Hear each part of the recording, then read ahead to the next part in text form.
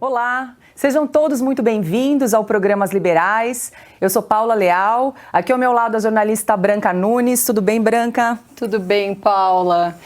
Hoje eu e a Paula vamos entrevistar a Letícia Catelani. Ela é empresária, foi uma das coordenadoras da campanha presidencial de Jair Bolsonaro em 2018 e também foi diretora da Agência Brasileira de Promoção de Exportações e Investimentos, a Apex Brasil. Seja muito bem-vinda, Letícia. Agradeço a vocês o convite, estou muito feliz de estar aqui, uma revista que eu admiro muito e quero desde já, parabenizar pelo trabalho de vocês. Obrigada. Seja bem-vinda também. Obrigada.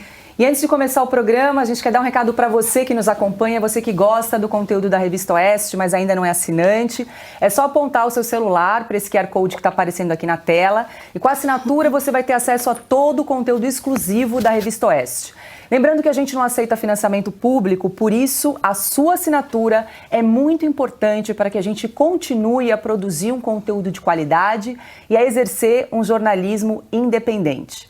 Também não esqueça de se inscrever nas nossas redes sociais e se inscrever no canal da Revista Oeste no YouTube. Além aqui do programa As Liberais, nós também temos o Oestecast, que é apresentado pelo jornalista Dagomir Marquesi, e o Estúdio Oeste, que é apresentado pelo jornalista Silvio Navarro. É uma live que vai ao ar todas as quintas-feiras, 20h30 da noite. Tá dado o recado. Mais uma vez, Letícia, seja muito bem-vinda aqui ao programa. E para a gente começar esse bate-papo, eu queria trazer um pouco da tua trajetória, porque você é uma jovem empresária que abriu a tua empresa aos 17 anos, mas eu queria entender um pouquinho do teu envolvimento com a política. Quando é que isso começou e por que você resolveu se envolver com política? Tá, minha família ela não tem envolvimento nenhum político, nunca teve. Isso realmente foi algo que partiu de mim e de uma necessidade que eu acabei vendo, porque eu tinha empresa para administrar, uma empresa de comércio exterior. Ou seja, eu estou o tempo inteiro tendo que lidar com questões de economia, legislação, impostos que aumentam, barreiras tributárias, até barreiras de importação, leis antidumping, uma burocracia enorme e principalmente o dólar e o euro que impactam diretamente no meu custo, além dos impostos. Então, eu estava sempre lendo o jornal, os cadernos de economia, para tentar ter uma previsibilidade de onde a economia vai, para onde que o dólar vai, porque muitas vendas a gente acaba fazendo no hoje para a gente entregar daqui a alguns meses, né? Então eu tenho toda essa variação cambial que pode vir a me prejudicar, né? Inclusive eu já tive problemas nesse sentido também, então eu aprendi muito bem essa lição. Mas assim, então eu estava sempre acompanhando o caderno de economia e via que a economia estava sempre sendo muito influenciada pela política. E daí eu falei, poxa, agora eu vou ter que começar a acompanhar a política também. Isso quando eu era muito novinha, lá no começo da empresa. Aí comecei a acompanhar a política e entendendo um pouco, com um olhar assim, empresarial, entendendo como as coisas funcionam no mercado, eu comecei a me revoltar com algumas coisas ali que eu estava lendo, né? Por exemplo, de maneira arbitrária, a Dilma Rousseff, ela aumentou os impostos de importação.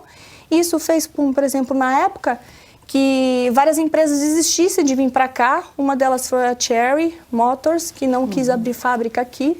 E isso impactou diretamente no custo dos meus produtos, né? Então, assim, eu falei, mas como assim? O presidente acorda de manhã cedo e fala, sabe o que é? Eu vou assinar aqui um decreto que eu vou aumentar em 40% o imposto de importação.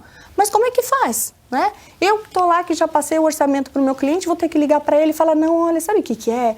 Aumentou um preço agora, eu vou ter que repassar para você. O cliente vai falar assim, problema seu.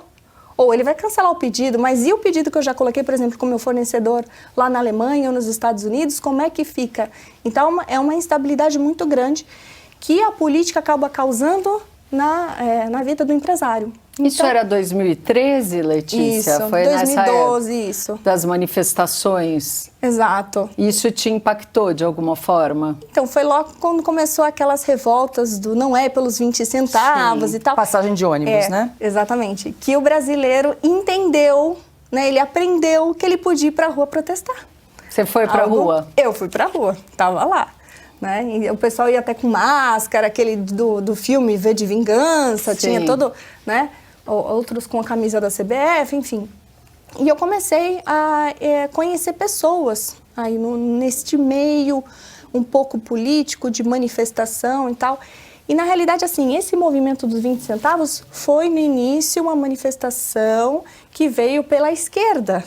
Mas isso acabou ensinando a direita, que era muito incipiente no Brasil, como é que ela se movimentava, né? Como ela poderia, por exemplo, organizar protestos, que isso sempre foi algo da esquerda, né?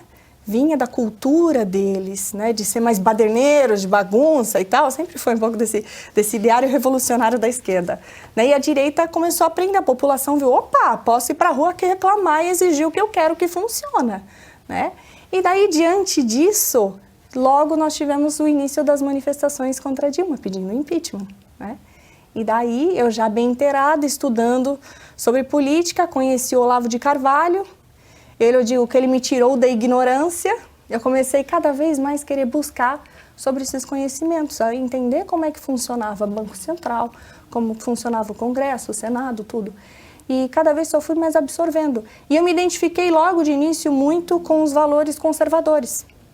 Até assim, eu penso, por conta da minha formação, os valores de família, que sempre foram muito fortes, né? Desde muito pequena até hoje, minha família é extremamente unida. Então, eu me encontrei dentro do conservadorismo. Mas eu também sentia que no conservadorismo tinha um pouco de falta do conhecimento ali de se falar sobre livre mercado, sobre esses valores, né, do liberalismo, que os conservadores, eles são liberais também defendem, mas eles ficam mais apegos às pautas morais, às virtudes, do que o business, do que o livre mercado, vamos assim dizer, né, que os liberais, a vertente liberal é mais apegada. E daí, no caso das manifestações da Dilma, Letícia, só uma dúvida, como é que você chegou ao Olavo? Como é que eu cheguei no Olavo? Através das redes sociais. Você foi pesquisando, comecei a acompanhar coisas de política em Facebook e, de repente, me deparei, né? Entendi. Comprei o primeiro livro dele, que é o livro Tudo que Você Precisa Saber para Não Ser um Idiota, que é um livro fantástico. E a partir daquilo foi me despertando, né? E quem aí eu estava em todas as o manifestações. Olavo de Carvalho para você? Porque é uma figura central para compreender o crescimento da direita jovem no Brasil, né? Sim, com toda certeza. Sem o Olavo de Carvalho, nós não teríamos Jair Bolsonaro presidente da República. Nós não teríamos um movimento conservador como a gente tem hoje, né? Essa palavra, antes, você estava xingando alguém, falar que era conservador, retrógrado, uma pessoa atrasada, era nesse sentido, né? Isso foi sendo desmistificado muito por conta da figura dele, mas ele veio muito pela uma guerra cultural, que era contra a hegemonia da esquerda, que tinha tomado as escolas, as universidades, o meio jornalístico, né? Então ele veio denunciar isso e até toda uma organização internacional chamada Foro de São Paulo, né? Então ele veio denunciando isso, era tido logo no início como um doido, um maluco, imagina, Foro de São Paulo, narcotráfico, etc., que é coisa muito grande, né? E ele foi denunciando, as pessoas começaram a ouvir, né? Ele começou a mostrar que o PSDB queria a mesma coisa que o PT, foi falar do Teatro das Tesouras, que eles fingiam ser oposição, só que na realidade não eram, eles tinham os mesmos objetivos, só ficavam fingindo que um estava brigando ali, só que na realidade não era nada daquilo. E a gente não tinha uma outra alternativa fora da esquerda, era esquerda ou esquerda, né? PT ou PSDB. E ele mostrou isso, as pessoas começaram a entender. Então, se não fosse o Olavo de Carvalho ter sofrido, inclusive, todas as perseguições que ele sofreu, ridicularizações que ele sofreu até o último dia da vida dele, nós não estaríamos numa situação do Brasil melhor como nós estamos hoje. Eu digo melhor porque se nós formos olhar, por exemplo, a todos os outros países que seguiram o ideário, por exemplo, que o PT defende, como a Venezuela, Nicarágua agora com o Chile, com um presidente também de esquerda, se você for ver Cuba, se você for ver Coreia do Norte, né? Ou até ali União Soviética, olhando um pouco mais para o passado, olha, era uma vida de miséria, uma vida onde você não tinha liberdade, você não tinha direito sobre a sua própria vida, né? Então, esse foi o trabalho que o Olavo fez, essa é a importância dele para o Brasil. Bom. E Letícia, como é que você chegou ao Bolsonaro, a campanha do Bolsonaro, né? Então, nessas andanças de Facebook, olhando vídeos, olhando textos do Olavo, eu acabei me deparando com algum dos vídeos do Bolsonaro, que eram aqueles vídeos enérgicos dele, porque na época a gente estava, isso eu digo lá em 2013, mais ou menos, 2012 já. Ele ainda era deputado federal, Ele ainda era né? deputado federal. E eu achei aquilo fantástico, o jeito dele falar, de se expressar e tal, aquelas polêmicas que ele fazia, né? Eu falei, caramba, esse cara fala o que eu penso, meu Deus, alguém... Eu estava me vendo ali, de certa maneira, no discurso dele. Por que eu não me via no discurso de esquerda, né? Então, eu quis saber mais sobre ele. E daí, dentro desses movimentos que começaram a pipocar, né, comecei a fazer amigos, e aí eu fui para Brasília para ir lá no gabinete do Jair, junto com outros amigos. E lá eu fui super bem recebida, fiz amizade com o pessoal do gabinete dele, e aí começou uma amizade. Até depois eu vim a conhecer o Eduardo Bolsonaro. Inclusive, o primeiro lugar onde ele fez um comício, onde ele foi pedir voto, foi na empresa dos meus pais, né? Ele até depois acabou me confessando, dizendo assim, nossa, Letícia, aquele dia que eu fui na empresa do seu pai, eu estava morrendo de vergonha, você não faz ideia, eu nunca tinha pedido voto na minha vida. Isso era em 2014, né? Então, foi bem antes da eleição de 2018. E daí, nesse meio tempo que eu acabei criando uma amizade com o Eduardo, eu o convidei para fazer uma pós-graduação em liberalismo econômico, que é a economia da escola austríaca do Instituto Mises. Ele aceitou. Eu achei aquilo maravilhoso, eu falei, meu Deus, missão cumprida de certa maneira.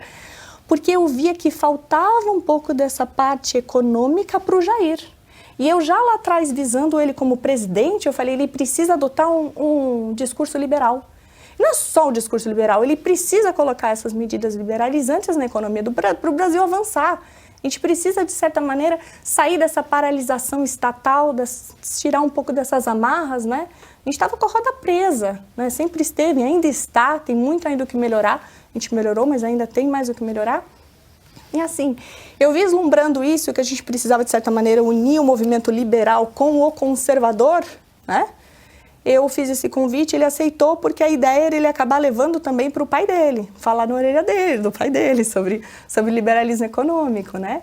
E eu vinha falando até muito com o presidente do Instituto Mises, o Hélio Beltrão, que eles precisavam atrair os conservadores também. Porque eu ia na roda dos conservadores, a gente ficava falando só sobre questões morais, que eu me interesso, acho que são importantíssimos, falar sobre virtude, sobre moralidade, até porque não adianta, não tem como você ter uma economia liberal se você não tiver virtudes, né? Se você não tiver uma sociedade muito bem formada, que ela não vai andar. Se você começa a ter que inventar um monte de lei para parar as pessoas, a coisa não dá certo, né? Então, eu até conversava com ela e falei assim, olha, vamos fazer essa união, a gente precisa dar um jeito de agregar os dois mundos, porque isso vai ser maravilhoso. Imagina, o meu sonho para o Brasil é que a pauta ali, política fosse a briga entre os liberais e os conservadores, entendeu? Então, vamos se unir para a gente, de certa maneira, combater a esquerda, né? Então, eu vim falando muito sobre isso e com essas ideias. Tanto que até cheguei a conversar na época, depois passou 2014, o Bolsonaro foi reeleito de novo deputado, o Eduardo também. Chegou 2018, eu até cheguei a pedir algumas recomendações para o Hélio Beltrão de quem poderia ser o nosso ministro da Economia. E o primeiro da lista, ele me passou uma lista de nomes, foi o Paulo Guedes, né? Eu falei, não, então eu vou começar a advogar para colocar Paulo Guedes no Ministério da Economia. Mas aí você estava atuando em bastidor ainda? Como é que era? Você já era coordenadora de campanha? Como é que é isso? Quem está por fora, a gente acha que tem uma baita de uma estrutura, que é uma coisa super organizada, só que na realidade não era. Ainda mais ali no meio, em volta do Bolsonaro, era muito de amizade, era uma coisa muito informal, eram poucas pessoas, né, no começo. E assim, eu já o conhecia desde 2013, então eu tinha um acesso, todo mundo me conhecia, eu entrava no gabinete, conversava com todo mundo. Era muito tranquilo ali para mim, era algo natural. Então, aí até teve essa sugestão, né, que eu cheguei a levar o nome dele, e teve um dia que foi muito engraçado, eu estava no gabinete do Jair, e o Guimarães, que é quem cuida da parte de agenda dele, de entrevistas, etc., Ele falou assim, tem aqui uma reunião para o Jair com o tal de Paulo Guedes. Eu acho que eu não sei não, acho que eu vou cancelar. Eu falei, não, pelo amor de Deus, não, por favor, não, deixa essa reunião acontecer, que isso é muito importantíssimo, né? Então, aí, de certa maneira, não digo que fui eu que fiz o trabalho de trazer a parte econômica para a campanha do Jair, porque né, seria um absurdo, mas eu já vislumbrava, já lá atrás, a importância disso. Entendi. E o que estava dentro do meu alcance, de certa maneira, para fazer, eu fiz. E, Letícia, você conviveu, né, com o Bolsonaro há algum tempo. Não sei também agora, você pode dizer se ainda tem essa convivência. O Bolsonaro, ele é tido, e nesse debate foi uma coisa que foi muito discutida, como alguém, uma pessoa mais que não respeita tanto as mulheres, por causa das discussões no último debate e tal. Eu queria que você falasse um pouco sobre como é o Bolsonaro, assim, no convívio mesmo, né? Você que conviveu com ele de perto. Sim. Olha, eu sempre trabalhei, sempre ajudei de forma voluntária em tudo que eu fiz ali, até dentro da campanha. E assim, o que eu posso dizer é que eu sempre fui extremamente bem tratada por ele. Nunca fez piadinha, nunca fez... E se fizesse também ali com... né? Eu gosto de fazer piada de mulher, gosto de fazer piada de homem. Isso não é algo que me afeta, mas eu nem vi, ele nunca fez nada disso realmente. Né? Sempre foi uma pessoa extremamente educada e cordial comigo. Então, com relação a isso, não. Mas assim, é piada de homem, que ele acabou sendo taxado de machista, né? Por piadinhas, ou algum posicionamento dele, alguma coisa. Mas assim, no convívio, você vê que não é nada daquilo. Ele é super respeitoso. Né? Então, é algo que foi taxado, foi colocado uma pecha nele de machista, etc., e eu não vejo, porque senão como é que eu teria coordenado a campanha? Como é que teriam me nomeado, né? Se realmente houvesse toda essa história dele ser contra as mulheres? Eu não teria tido o espaço e o destaque que eu tive, por exemplo, e a importância que eu tive na campanha, entendeu? Jamais seria aceito. Ele me ligava no telefone, pedia minha opinião, cheguei várias vezes a discutir até quem ia ser o vice na chapa de 2018, ele ligava para mim, a gente conversava. Então, ele sempre deu muita importância para a minha opinião. Então, a opinião de uma mulher, não é? Então, para mim, isso não cola e eu estive ali do lado dele.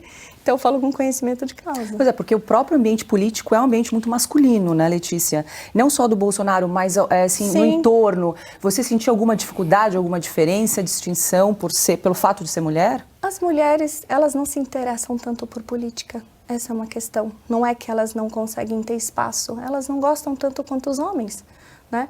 Igual engenharia, eu vim do ramo de engenharia mecânica. Então, quantas mulheres querem acordam de manhã e falam que quero fazer engenharia mecânica? São poucas, né? Eu quero fazer dermatologia, quero fazer cirurgia plástica, quero trabalhar com moda. Mas engenharia é muito mais difícil, então tem menos mulheres. Na política é a mesma coisa, é uma questão de escolha, que elas não se empenham, não estudam tanto sobre o assunto. Mas você acha que é por isso? Eu vejo que é realmente por isso. É um ambiente masculino porque elas não se interessam tanto. Não, mas né? assim, é uma coisa... tem essa relação com a dificuldade que você colocou da engenharia, você falou da engenharia. Eu usei o exemplo da engenharia para dizer assim que as mulheres não querem, não se interessam tanto por essa área. Você vai ter mais mulheres, por exemplo, em psicologia, em curso. Né? Mas em engenharia você vê majoritariamente masculino, né? Então, é nesse sentido. E as mulheres agora estão se interessando mais por política, mas sempre foi um ambiente mais masculino. Eu sempre lidei muito bem com isso, nunca tive nenhum problema, nunca fui feminista, até porque eu acho que tudo isso cai por terra a partir do momento que você se dedica por alguma coisa, que você estuda, que você trabalha com afinco, então você ultrapassa qualquer barreira. Dentro, por exemplo, da iniciativa privada, eu que sou empresária, eu vou selecionar candidato, se eu vejo tem um homem e uma mulher, olha, eu vou contratar o que for mais competente, não é? Então, no mundo empresarial é muito assim, né? E as mulheres, quando elas acabam entrando para esse discurso do feminismo, elas se vitimizam e elas deixam de crescer, porque elas querem responsabilizar o outro, ao invés delas lutarem para elas melhorarem e até ultrapassar qualquer tipo de barreira que existir, entendeu? Então, por exemplo, por mais que o ambiente masculino, se alguém falar que a política é machista, eu era competente, então eu tinha o meu lugar ali. Então, por que as mulheres agora querem cota e ficam advogando em causa disso? Não, não, não. Eu sou completamente contra isso. Você consegue cavar o seu lugar através do seu esforço. E a minha vida foi 100% pautada nisso. Quando eu abri a minha empresa, meu pai não me ajudou, eu não tive ajuda de ninguém. E era num ambiente extremamente masculino. Eu ia falar com engenheiros, a gente tinha 17 anos, eu ia vender máquina, que eu estava importando da Coreia. Eu nem sabia direito o que tanto dos termos técnicos, etc. Eu estava aprendendo de certa maneira, mas eu colocava minha pastinha debaixo do braço e eu ia bater de porta em porta nas empresas para vender a máquina que eu estava fazendo a distribuição aqui no Brasil. Então, eu aprendi que o esforço supera qualquer coisa. Então, esse tipo de discurso nunca me pegou, né? O seu pai, ele foi torneiro mecânico, sim, né? Sim, Em Santo André. Sim, Santo Ele André. conviveu, foi uma época, ele já conheceu o Lula de alguma forma? Não, ele sempre teve horror. Ele sempre teve horror à esquerda ou esse tipo de bagunça. Na época o PT ele cresceu muito dentro das fábricas automobilísticas, né? Sim. Que era muito ali do ABC, do grande ABC. Mas no caso do meu pai, ele trabalhava na Vilares. E se tivesse qualquer coisa de comício ali, eu tenho certeza que ele ia ser o primeiro a sair correndo e não querer participar daquela tipo de bagunça. Não, mas você tem até uns críticos, né? Às vezes ele conheceu de alguma outra forma, não trabalhando junto. Não chegou a conhecer, não. Ô, Letícia, agora eu queria voltar um pouquinho para a questão política. Lá em 2018, você foi secretária-geral do PSL, coordenou a campanha do Bolsonaro aqui no estado de São Paulo. Quanto tempo você ficou na secretaria? Eu saí, inclusive, pouco tempo antes da eleição, né? O que aconteceu? Por conta de algumas desavenças, ciúmes, na verdade, eu digo, ali dentro do partido, né? Eu tinha um contato muito próximo com todo o gabinete do Jair, o gabinete do Eduardo também, que ficavam um ao lado do outro. Então, qualquer coisa que eles precisavam em São Paulo, eles me ligavam e passavam tudo. Ô, Letícia, o Jair vai chegar quarta-feira às 9 horas da manhã. Eu falei, não, então tá bom, pode deixar que eu resolvo tudo. Eu já arrumava 3 carros blindados, já arrumava equipe de segurança, já fazia toda uma estrutura enorme para recebê-lo com segurança, porque eu via que era minha responsabilidade. E meu trabalho sempre quis entregar com excelência. Então, assim, eu resolvia as coisas, eu fazia. E eu tinha muita autonomia para fazer. E eu não dependia do partido, porque assim, por exemplo, esses tipos de gasto eu usava do meu bolso. Então assim, não precisa de certa maneira de autorização de ninguém para ir lá e colocar equipe de segurança, etc e tal. Então, você assim, que pagava? Eu pagava do meu bolso. O partido não tinha dinheiro nem para cafezinho, nem para um papel higiênico, não tinha, o PSL não tinha. E assim, a gente ainda estava de favor no escritório de uma das pessoas ali que estavam ajudando, né? Então, aí o Major Olímpio, que acontecia? Ele ficava depois sabendo que o Bolsonaro ia chegar na quarta-feira, a hora que ele via, eu já tinha organizado tudo, ele ficava com ciúmes porque eu tinha recebido informação antes, né? Então, acabou mais por sendo uma ciumeira que acabou gerando dentro ali do partido do que qualquer outra coisa. E até com relação à nacional também, né? Porque eu tinha autonomia, de certa maneira, alguém me pedia uma agenda, olha, estou querendo receber o Bolsonaro aqui no Paraná, aqui no Rio Grande do Sul. Eu ligava direto para o Jair. Falou, Jair, mês que vem, você não está querendo fazer um evento ali em tal lugar? Eu vou. Eu já ligava para o Guimarães, já colocava na agenda dele e pronto. Aí o Bibiano não via, entendeu?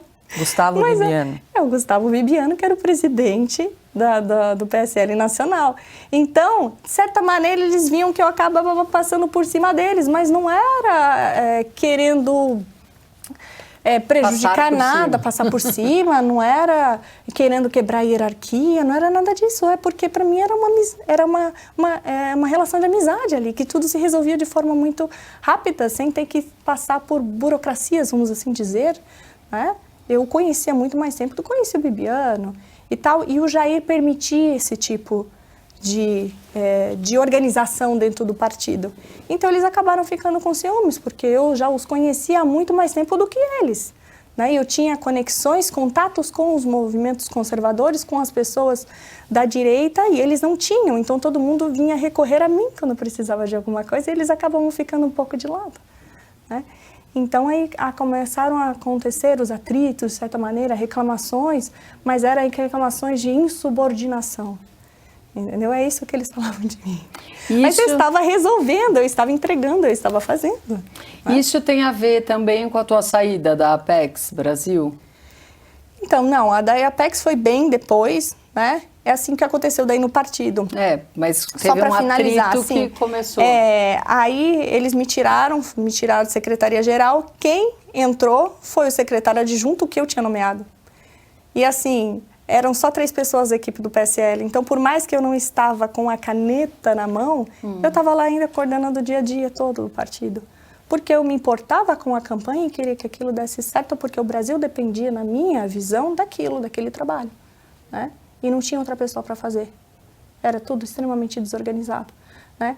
Aí, no caso da Apex, que eu fui para lá depois,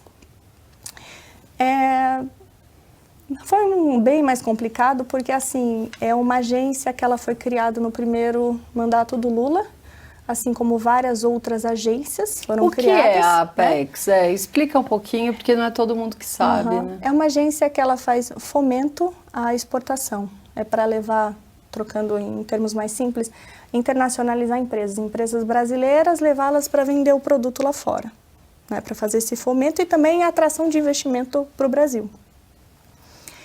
Então, eu que participei do governo de transição, estava lá na equipe do Itamaraty, junto com o Felipe Martins, inclusive antes do Ernesto Araújo ser indicado, ser ministro, estava eu e ele, nós éramos a equipe de transição. Tudo bem no comecinho, nos primeiros dias. Então, só para a gente fazer essa linha, né? Foi a coordenação da campanha até acontecer isso, depois você fez parte da equipe de transição. Sim, do governo de transição. E depois... Do Itamaraty, depois eu fui para a Apex, porque assim... todo mundo sempre me perguntava, mas você vai para o governo? Eu falei, não sei se eu vou para o governo, mas você quer ir para onde? Eu não sei, eu não sabia, eu não estava preocupada com isso. E depois lá dentro do governo de transição... Quem que te indicou para a Apex? Então, é que assim, a gente acha que é tudo muito complexo, muito grande, mas a equipe mesmo ali do Itamaraty, de gestão, ali da parte de integração de um governo com outro, governo anterior com o novo, era composto ali por umas 7 pessoas. Então, era nós que decidimos tudo, de certa maneira, junto com o futuro ministro, que era o Ernesto Araújo, né? Então, é muito simples, a gente acha estranho, porque a gente pensa Brasília, acha que as decisões são super complicadas e tal, mas dentro do governo de transição a coisa era, de certa maneira, simples, né? E daí a gente organizando, de certa maneira, o Itamaraty, como iria ficar, porque veio algumas diretrizes do Onyx Lorenzoni, que a gente tinha que cortar alguns cargos, diminuir, enxugar a máquina pública, e fazendo toda essa divisão, a gente foi ver o organograma do Itamaraty, a gente viu a Apex ali. E daí estava acontecendo uma correria, que tinha alguns ministérios que estavam querendo puxar algumas coisas de outros ministérios, né? E daí nisso, o Ministério da Economia estava querendo puxar a Apex. E a gente falou, caramba, mas a Apex, ela está debaixo do guarda-chuva do Itamaraty, ninguém falou nada, como assim vai colocar a Apex para o Ministério da Economia? E daí a gente correu para nomear alguém, né? Aí foi nomeado o presidente, na época o Alex Carreiro, e daí até teve uma conversa, o ministro chegou, Letícia, você não quer ser presidente? Eu falei, eu acho que não, é uma vitrine muito grande, vou ser muito atacada, eu já sou muito atacada porque eu já sou conhecida desse meio, eu acho que melhor não, melhor eu ficar num cargo abaixo. Eu falei, então fica na diretoria de negócio. Eu falei, tá bom. Eu aceitei porque eu tenho expertise, tenho formação em comércio exterior e eu sempre trabalhei com isso. Então, na Apex, eu realmente poderia contribuir com o meu conhecimento e eu também estar aprendendo dentro da minha área. Eu jamais ia aceitar, por exemplo, um cargo no Ministério do Trabalho, entendeu? No Ministério da Saúde, que não tem nada a ver. Lá eu realmente tinha conhecimento e currículo e conhecimento, né? Você é formada em comércio exterior? Sou formada em comércio exterior, tenho pós em gestão empresarial, MBA e pós em economia, né?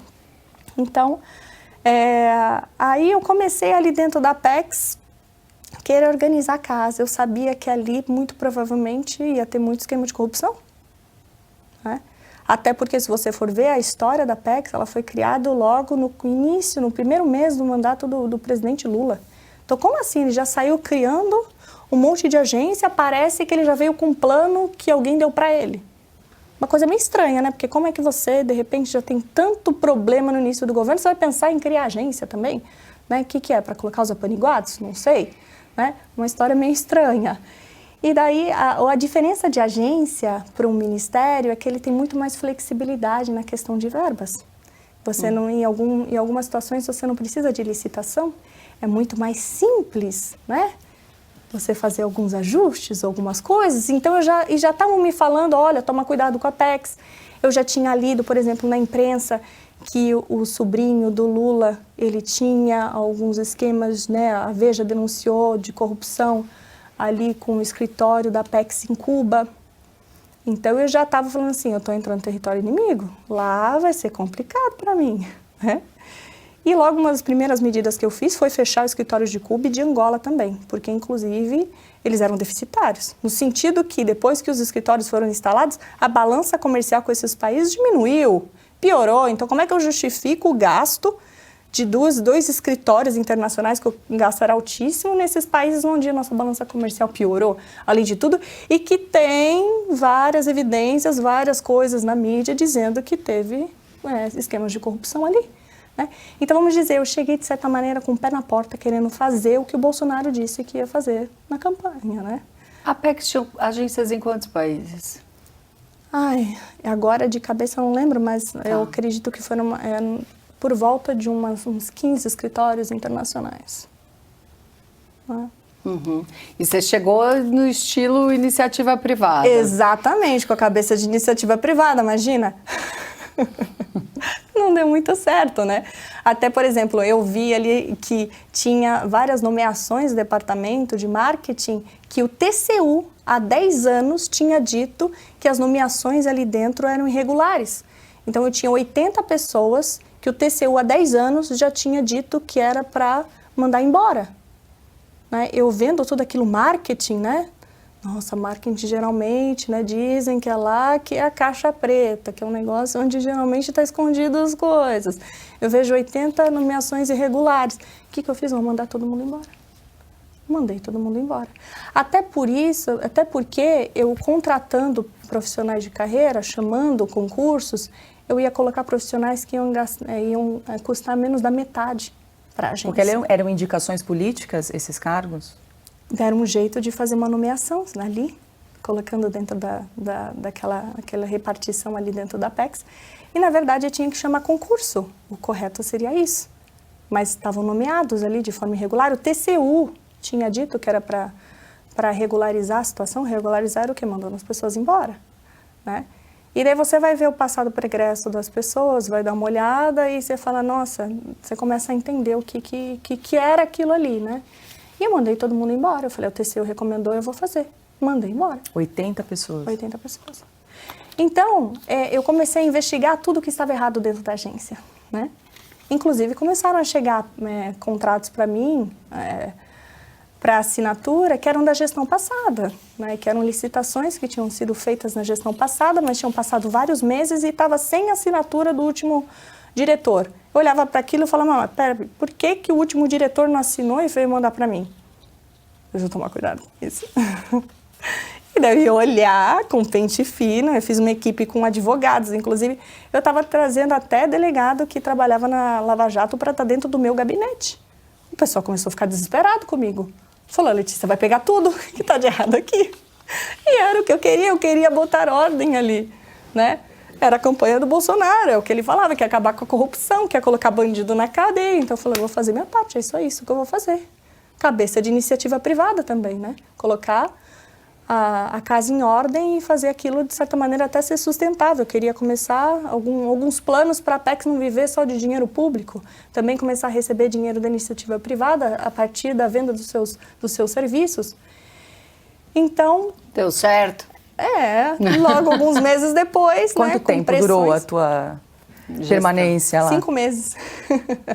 Porque daí veio, por exemplo, eu acabei criando atrito com o presidente da época, porque ele queria que eu assinasse um contrato de uma empresa que eu vi que tinha sido citada no Lava Jato, né? E cuja dona, eu fui olhar, ela era presidente em Brasília do movimento Ele Não, né? E daí começa todas aquelas conversas de corredor, de quem que é tal pessoa, etc. O que acontece com o dinheiro, tal. Eu falei, eu não vou colocar minha assinatura aqui nesse papel. E ele queria que eu assinasse. Eu falei, eu não vou assinar. E daí começou, de certa maneira, uma guerra ali dentro da agência. Porque eu não sei se ele, né, o que estava acontecendo ali, que ele queria que eu assinasse aquele contrato, e eu me neguei a assinar aquele contrato. Logo depois veio um contrato da Ciaesp. Ciaesp, que é do estado de São Paulo, que é mais ou menos o que faz a Ancine, né, que todo mundo conhece o nome de cinema. E eles queriam que fosse renovado o convênio com eles da Apex. Era um convênio de 7,5 milhões, mais ou menos. E daí eu fui olhar aquele convênio, eles não tinham nem feito a prestação de contas ainda do último contrato. Então, assim, nem se eu quisesse eu poderia assinar aquele convênio, né? Eu estaria cometendo um erro, uma infração, tá assinando, sendo que eles não tinham ainda terminado com mandando as notas fiscais pra gente. E assim, eu me neguei a renovar o contrato da Ciaesp. Até porque eu fui ver, o dinheiro que eles queriam era para levar alguns filmes brasileiros para uma Marighella feira. era um deles, não era? Para uma feira em Cannes, não era festival, não tinha nada a ver com festival, era uma feira que as pessoas vão visitar para escolher alguns títulos que elas querem distribuir no país. Não tem nada a ver com a premiação de Cannes. Que a mídia fez o maior bafafá na época, me xingando pra caramba, como a Letícia está impedindo que artistas vão para Cannes, o Brasil vai ficar fora do Festival de Cannes, sendo que não tinha nada a ver uma coisa com a outra, né? E daí, nesse meio tempo, era um dos filmes que eu fui ver que eles queriam promover, o Marighella, outro filme que era Rosa Azul de Novaes, né? Eu fico até com vergonha de falar o nome, mas era conhecido como o filme do... Pode falar. Do cu azul. Eu disse, mas é o nome do filme. Então, assim, outros filmes horrorosos, eu falei assim, vai levar esses filmes para representar o Brasil numa feira?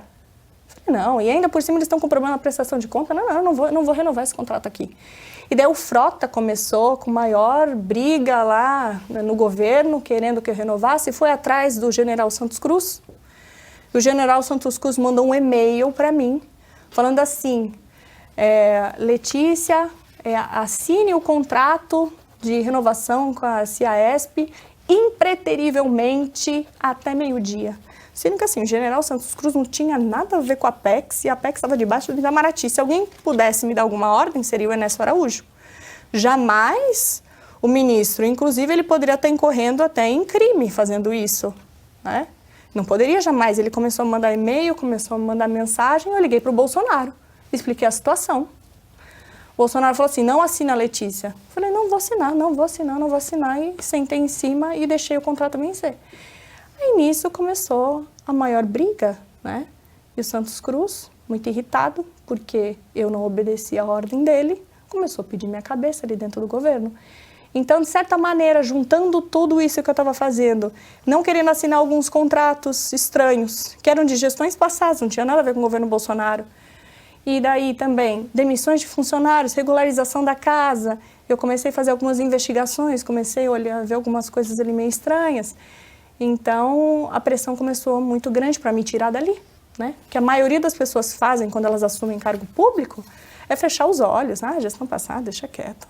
Não vamos tirar esqueleto do armário, né? É o que falavam para mim, Letícia, deixa para lá. Eu falei, mas como assim? Tá aqui, eu tô vendo, como é que eu não vou fazer nada? Entendeu? Eu não precisava do cargo, né? Eu tinha minha empresa, eu tinha minha vida na iniciativa privada, então eu estava ali para fazer o certo. E daí, obviamente, teve toda essa crise aí na Apex e tal, por conta dessa minha gestão. O que eu queria fazer o certo, o Bolsonaro falou assim, Letícia, desculpa, ele me chamou no gabinete dele, falou, desculpa, você vai ter que sair do cargo e tal, escolhe algum outro cargo aqui no governo, né? Mas da Apex você vai ter que sair. E daí eu falei, Bolsonaro, muito obrigada, eu não quero. Né? Eu ia para o quê? Eu ia para o Ministério da Saúde. Ali eu estava realmente trabalhando com algo que eu tinha expertise. Né? Eu não estava ali atrás de emprego, de um cabide. Eu não estava ali para mamar ali na estrutura estatal. Então eu saí e voltei para minha empresa. Né? E de forma bastante chateada, porque eu tinha descoberto como realmente funciona o governo. Né? E quando você saiu, você até escreveu um tweet dizendo que você, que abre aspas, né, combatia incansavelmente a corrupção e fechei as torneiras que alimentavam. Depois, e aí você falou, sofri pressão dentro do governo pela manutenção de contratos espúrios, além de ameaças e difamações. Parece que por conta desse tweet, você depois, pelo novo diretor da Apex, você recebeu uma notificação extrajudicial pedindo para você comprovar essa sua afirmação. Que fim levou isso, Letícia? Então, eu fui processada por ele, eu fui processada para a Apex, eu fui processada de tudo quanto é lado. Só que eu ganhei todos os processos. Inclusive, a Veja até fez uma reportagem denegrindo a minha imagem, me xingando. Eu entrei com o processo e eu ganhei. Eles ainda tiveram que me indenizar, né? Então, eu até prestei depoimento para o Ministério Público, né, sobre as coisas que eu sabia, mas até onde eu tenho notícia, isso foi arquivado. Nada foi levado adiante dessas denúncias, daquilo que você apontou, de alguma irregularidade dentro da Apex? Não, mas isso não é nem uma questão de governo do Bolsonaro, né? O governo, o estamento burocrático, a máquina pública ali, onde você tem vários funcionários concursados, onde você tem várias repartições, onde não se mexe mesmo quando o governo muda, tem ali toda uma organização, uma coisa de certa maneira que ela funciona para tentar abafar algumas coisas, né? Imagino que tenha isso que tenha acontecido, né? A gente não sabe, né? Não estou apontando que tenha sido isso, mas eu dei o depoimento, eu fiz tudo o que eu pude, realmente eu fui lá e passei as informações, mas nada seguiu E nesse adiante, caso da né? Veja também foi por conta disso que você falou da Apex? Não, né? Era uma reportagem que o Olavo estava na capa e daí estava me chamando de olavista, estava dizendo que eu tinha apelidos lá dentro da agência e começou a inventar bobagens a meu respeito, né? Então, Letícia, isso, qual eu é? processei e ganhei. Hoje, né, hoje você não está na coordenação da campanha, né? Qual é a tua avaliação hoje? Porque você tinha muita esperança no governo Bolsonaro, né? Você foi satisfeita? Se eu estou satisfeita com o governo dele? Porque você também viu como é que é lá dentro, a gente não pode... É extremamente complicado, né? A gente tem uma visão de fora, como que as coisas fossem mais simples, a gente acha que simplesmente elegendo um presidente o trabalho está feito, só que a gente precisa no Brasil de uma mudança cultural, né? O Olavo de Carvalho disse muito bem, dizendo assim, nada adianta nós ganharmos pela via eleitoral se ainda nós não tivermos uma revolução cultural que vai apoiar o presidente, né?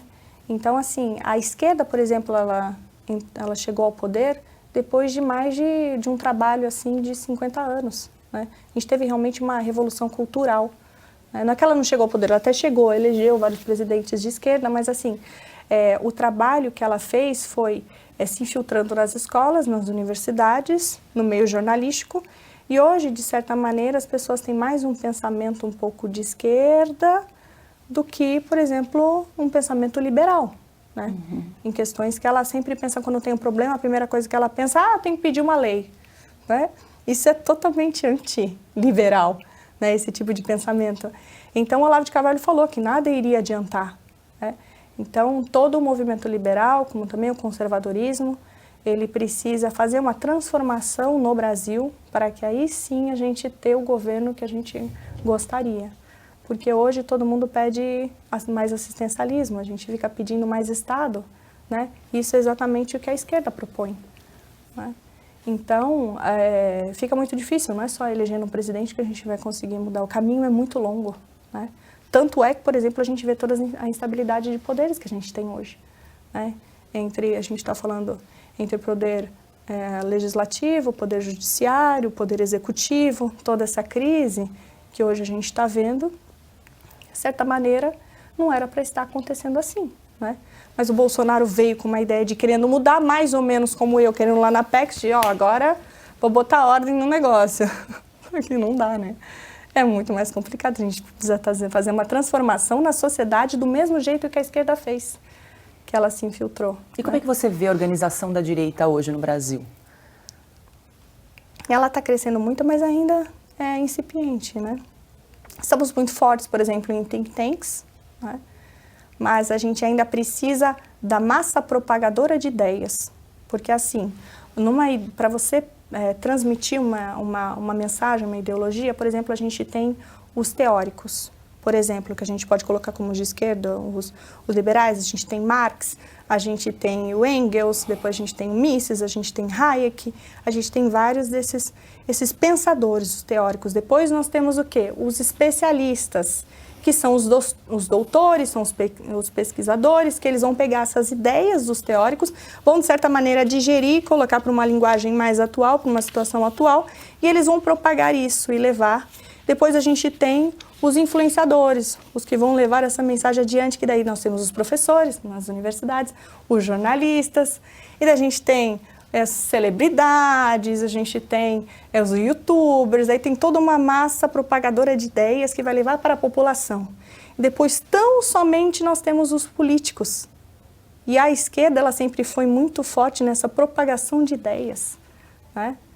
Então, é onde a direita ainda precisa atuar e ter mais jornalistas, entendendo o que é o liberalismo econômico, qual, por exemplo, a importância da virtude, que a virtude, quando a gente fala de virtude, de valores morais, a gente fala, tá falando de religião. Mas não precisa falar de religião. Vai estudar Aristóteles, vai estudar toda a filosofia, ela vai te trazer exatamente a mesma, de certa maneira, a mensagem que a igreja, que a religião traz para você também, que isso é muito importante para a gente ter uma sociedade organizada, né? Então, nós precisamos de mais pessoas conhecendo, revisando, por exemplo, como foi o nosso passado, como foi a nossa história, fazendo resgate dos nossos valores conservadores. O Brasil, ele já teve um partido conservador. Poucas pessoas sabem disso. O Dom Pedro II, ele fundou, nós tivemos 2 partidos, né? Foi o Partido Liberal e teve o Partido Conservador, que a gente acabou perdendo isso quando a gente teve o golpe, que a gente teve o golpe republicano, que daí a gente teve um partido único em 1889, né? Então a gente veio com uma tradição conservadora no Brasil que precisa muito ser resgatada, que veio através, por exemplo, uma figura muito importante é o Visconde surgiu o nome agora dele, Caraú, que ele trouxe todo o pensamento de Edmund Burke, em inglês, ele fez as traduções dos livros e começou, de certa maneira, a trazer isso para a sociedade brasileira. Primeiro ele é conselheiro do Dom Pedro I, e depois isso acabou se propagando dentro da sociedade brasileira, ali da época, né? Então a gente precisa fazer esse resgate, e até da nossa história, para a gente entender, e a partir dessa tradição, desses valores, a gente poder estar transformando a sociedade atual, né? Letícia, mas você acha que esses conceitos, o liberalismo também, né, ele está mais claro agora, assim, né, ele tem estado mais, as pessoas estão tendo mais contato com isso, com o que é isso? Com certeza, com certeza. A gente agora temos várias mídias mais conservadoras, mais liberais, e elas estão passando esse tipo de mensagem, né? Que os especialistas, a gente tem mais pessoas nas universidades agora estudando liberalismo, entendendo o que é o conservadorismo, né? E sendo propagada para a sociedade. Então eu vejo uma transformação já. Por exemplo, a eleição do Bolsonaro, ficou muito claro isso, que também esse movimento ele está crescendo, as pessoas estão tendo acesso à informação, né? A esquerda precisa da população burra, precisa da população sem acesso à informação, não entendendo o que é dinheiro, não entendendo o que é cultura, longe dos valores morais, porque assim a primeira coisa que ela vai pedir, precisa de mais Estado, né? Ela está pedindo o quê? Um regime ditatorial. Então ela está entregando a liberdade dela para uma outra pessoa decidir sobre a vida dela, né? Então, realmente é toda uma reforma social que nós precisamos fazer. E já que a gente está falando um pouco de liberalismo econômico, queria falar um pouco sobre a questão do empreendedorismo. Você empreendeu aos 17 anos, abriu uma empresa. Sim. O que é mais difícil para um empreendedor hoje no Brasil, Letícia? Para a manutenção do negócio? São tantos, né? E quais os maiores obstáculos que você enfrentou, né, no começo? O maior problema é o Estado. É a legislação que muda toda hora. Por exemplo, a gente vê o Bolsonaro, ele está reduzindo a alíquota de imposto de vários produtos, ao passo que os governadores estão aumentando o ICMS, substituição tributária. Uma guerra fiscal ali, né?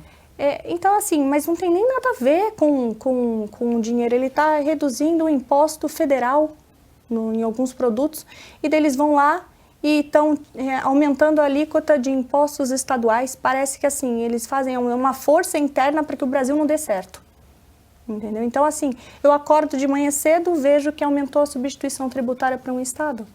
Então, aquilo me impacta diretamente no meu negócio. Eu posso já ter feito um orçamento ontem para o meu cliente, que eu acordei de manhã, o preço dele mudou. Como é que eu falo para o meu cliente isso? Então, essa instabilidade, esse problema acaba quebrando muitas empresas, desestimulando as pessoas. Aí, porque a hora que você quiser entender a substituição tributária, você vai falar assim, isso aqui é um hospício, isso aqui é uma loucura, vou fazer qualquer outra coisa. Manicômio tributário. Entendeu? Né? Exatamente. Aí você desiste, você é completamente desestimulado. Né? E isso acaba, de certa maneira, concentrando o poder e o mercado nas mãos de poucos players que têm um departamento inchado, jurídico, um contador, né, um sistema ali para fazer toda a contabilidade, que vai cuidar de toda essa parte burocrática. Então, a burocracia acaba ajudando os maiores e prejudicando o pequeno. Né? Então, realmente assim, a instabilidade que o governo causa um maior impedimento no Brasil para o empreendedorismo. E se você tivesse a caneta na mão, qual seria a primeira medida que você faria para ajudar os empreendedores brasileiros? Eu iria na reforma fiscal, porque hoje a gente tem, entre tributos estaduais e federais, mais de 93 tributos. Isso é muito difícil, porque a base de cálculo de cada um é diferente, um imposto entra na base de cálculo do outro. Então, o tempo e dinheiro que nós gastamos apenas para emitir a DARF para pagar os impostos é que acaba nos prejudicando enormemente, mais até do que a porcentagem ali do imposto, que também é alto. Mas e o valor indireto que você gasta em ter que fazer todas essas conciliações contábeis, né? O Brasil é um dos países que tem mais dificuldade para você empreender na questão fiscal. É um dos piores, a gente está inclusive atrás da Venezuela, né? Imagina? Então, seria realmente fazer essa redução, cortar impostos no sentido de tentar unir, simplificar, né? Simplificar. Vamos pegar aí 10 impostos e vamos transformar em um. Né? As pessoas falam assim, mas aí vai aumentar a alíquota tributária. Mas, olha, olhando na minha situação, onde eu tenho só uma marca que eu vendo, eu tenho mais de 50 mil produtos diferentes.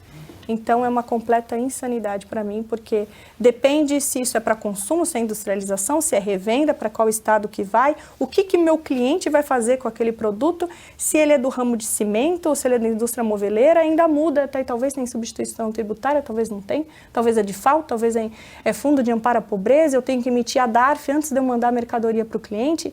Então, é muito complicado isso. Eu hoje, de verdade, eu preferiria falar assim, nossa, então vamos pegar o ICMS que é 18%, PIS e COFINS, CSLL, vamos juntar tudo e nem que aumente um pouco a alíquota, mas vai juntar.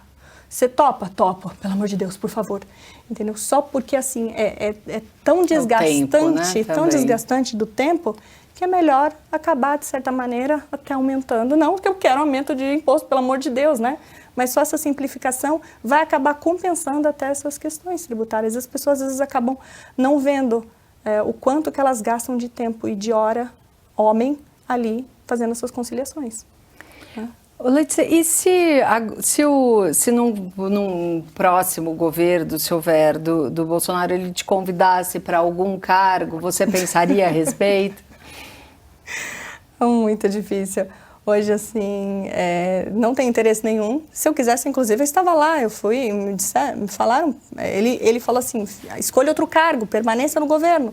Eu que não quis, porque eu vejo que a transformação no Brasil, ela tem que ser feita através da guerra cultural. A transformação cultural não é pela via política. E essa transformação, como então, você começaria agora que você está fora da política? Eu faço ela, de certa maneira, ajudo, porque eu tenho as minhas mídias sociais, eu estou sempre falando sobre diversos assuntos, estou propagando a ideia, falo para as pessoas que eu encontro no meu dia a dia também, e estou sempre também junto com todos os influenciadores, com as pessoas da direita, então a gente está debatendo estratégias, a gente está analisando o governo, a gente está fazendo algumas propostas, então eu acabo ainda trabalhando ali nos bastidores, não sou tanto do front, mas eu estou ali nos bastidores, de certa maneira, e eu acho esse trabalho muito válido, porque esse trabalho que a gente está fazendo aqui na base que vai gerar políticos de melhor qualidade, né? Você também faz parte do Instituto Liberal também, né? Eu fiz muito tempo do Mises, Instituto Mises, e também do IFL, que é o Instituto de Formação de Líderes, né? Hoje eu não estou mais, né? Para quem quer começar assim, a entender um pouco mais desse universo do liberalismo, do conservadorismo, o que você indicaria? Ou um livro, ou algum curso, alguma... Para começar, o básico mesmo são os livros do Olavo de Carvalho, né? Tem ali o Mínimo, tem o Jardim das Aflições. Eu acho que você procurando saber sobre o Olavo de Carvalho, sobre entender, fazer o COF, que é o curso de filosofia dele, isso já vai te abrir para várias outras vertentes, para outros caminhos que você pode seguir também, né? Eu acho que para mim funcionou assim, então vou falar do que funcionou para mim. Foi através do Olavo de Carvalho. E você vê algum sucessor do Olavo, assim, algum expoente que está despontando? Não, eu não, infelizmente não. Com a capacidade dele, não tem, né? Até a idade que ele tinha, já a experiência que ele tinha, hoje a gente não tem ninguém. Nós temos vários alunos dele, né, que são pessoas inteligentíssimas, mas que não dá pra gente apontar. Eu não vou incorrer nesse erro de dizer que fulano ou ciclano seria a pessoa que vai vir após o Olavo, né? Não consigo. Ô Letícia, você estava dando uma olhada no teu Instagram, eu vi umas fotos suas dando umas piruetas, assim. Você foi atleta, é verdade? Ginástica olímpica? Foi. E agora está voltando, retomando o esporte? Eu fui campeã paulista de ginástica acrobática, mas isso já faz 19 anos, né? E eu sempre gostei muito do esporte, mas eu tive que interromper, né, os meus treinos por conta que eu mudei de Santo André, eu fui para Jundiaí.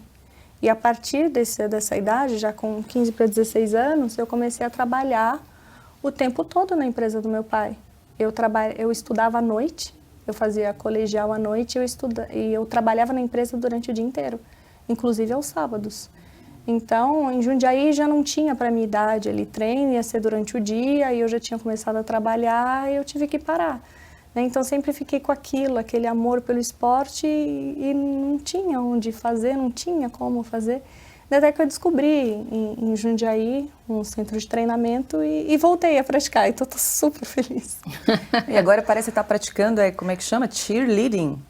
Cheerleading também. O que é? Eu nem sabia que era considerado um esporte e vai entrar nas Olimpíadas, né? Pois é, exatamente. Eu também não conhecia, mas eu fui para fazer aula de ginástica olímpica e eu vi o pessoal do cheer treinando depois da aula.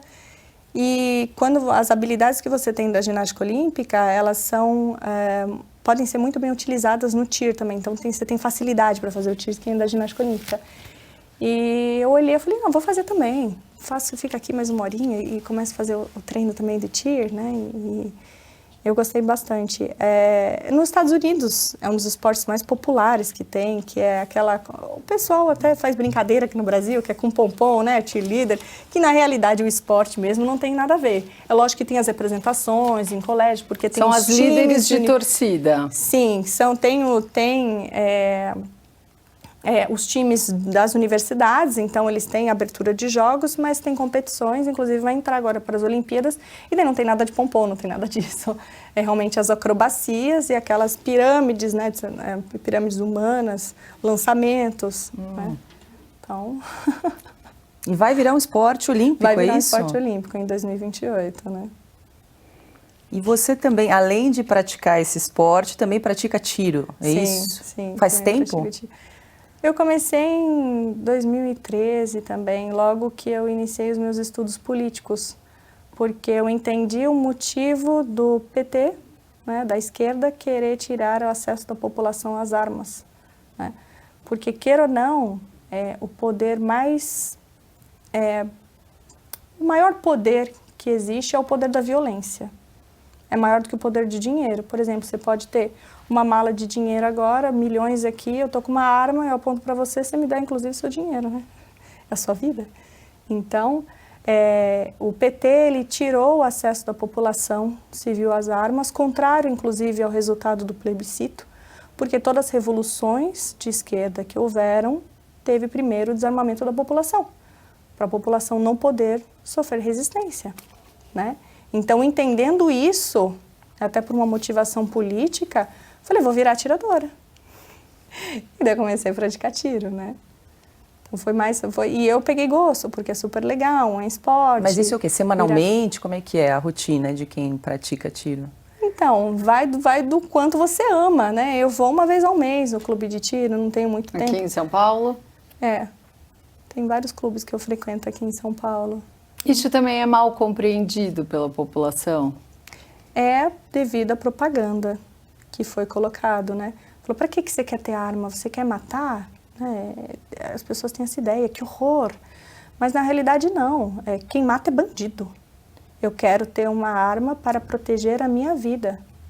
Eu quero proteger a vida, eu não quero tirar a vida de ninguém, não é? Então, e a partir do momento que um bandido sabe que talvez aquela vítima, aquela pessoa que ela está olhando, possa ter uma arma, um meio de se defender, ele não vai naquela pessoa, né? Porque a única coisa que o bandido tem medo é medo de morrer, né? Então, por exemplo, se ele soubesse que na minha casa tem arma, ele vai assaltar o vizinho, ele não vai entrar na minha casa. Falar, opa, se ele tem arma, ele é atirador, ele sabe manusear. Inclusive, os atiradores atiram muito melhor do que bandidos, porque eles vão nos clubes de tiro, eles passam por treinamentos com pessoas especializadas. Então, colocar eu em bandido, o bandido vai levar pior, entendeu? Então, a população foi muito mal instruída, né? Toda a propaganda pelo desarmamento, ela acabou ficando com horror às armas. Só que a arma é liberdade, é o seu direito de defender a sua propriedade, sua integridade física, né? Então, por isso que eu acabei virando uma atiradora. Maravilha. Maravilha. Bom, nosso tempo, uma pena, está chegando ao fim, Letícia.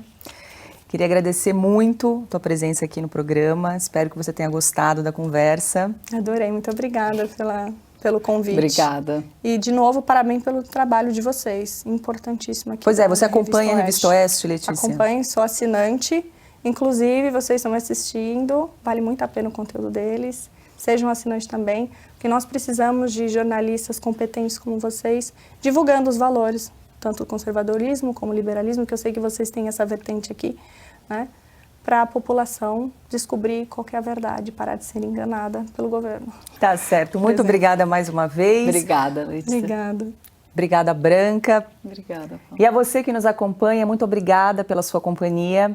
Na semana que vem a gente está de volta. Lembrando que o programa As Liberais vai ao ar toda terça-feira, 20h30 da noite, no canal da Revista Oeste no YouTube. Até!